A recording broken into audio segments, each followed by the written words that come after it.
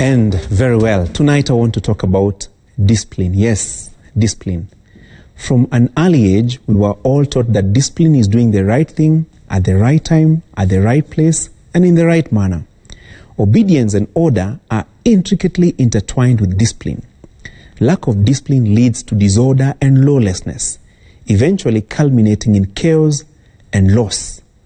Health Cabinet Secretary Mutahi Kagwe this week blamed the spread of coronavirus in the country on Kenyans' indiscipline.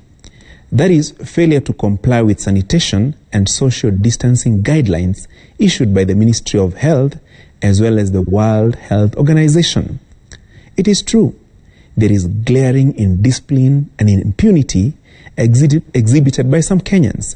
The carefree way in which some of us have been going about our day-to-day activities is akin to daring death. The Cambridge Dictionary defines discipline as the ability to control yourself or other people even in difficult situations. The Merriam-Webster Dictionary defines discipline as orderly or prescribed conduct or pattern of behavior. We must at this point at ourselves individually and collectively. What have we done to avert the spread of coronavirus? Have we been agents of fighting the pandemic through our behavior, or have we been fanning its spread without caring for ourselves and those we live with, work with, and interact with? If you don't wash your hands or observe social distancing, then you're simply not a disciplined person. If you have defied the stay-at-home guidelines or pretended to be clever by hosting house parties or congregated at Pangani Shopping Center for mirror chewing escapades, then you're a perfect illustration of what lack of discipline is. Look, coronavirus is real.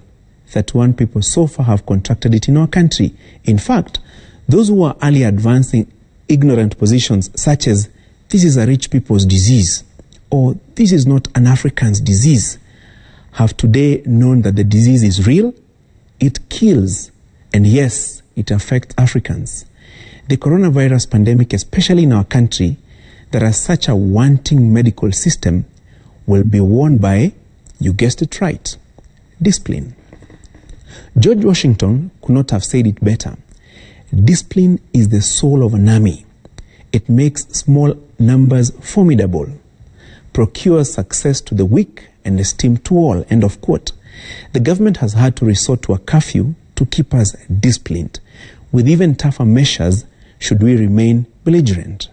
So from the daily press conferences to our homes, from offices to the streets, let us be disciplined and beat the coronavirus. Kilifi Deputy Governor Gideon Saburi, who with impunity refused to self-quarantine, is a case of indiscipline, and so is Father Richard Odor, whose conduct has placed hundreds, if not thousands, at risk of contracting the virus. I leave you with this short but solid quote from Dalai Lama. And it says, and I quote, "A disciplined mind leads to happiness, and an indisciplined mind leads to suffering. Make a choice." That's my punchline.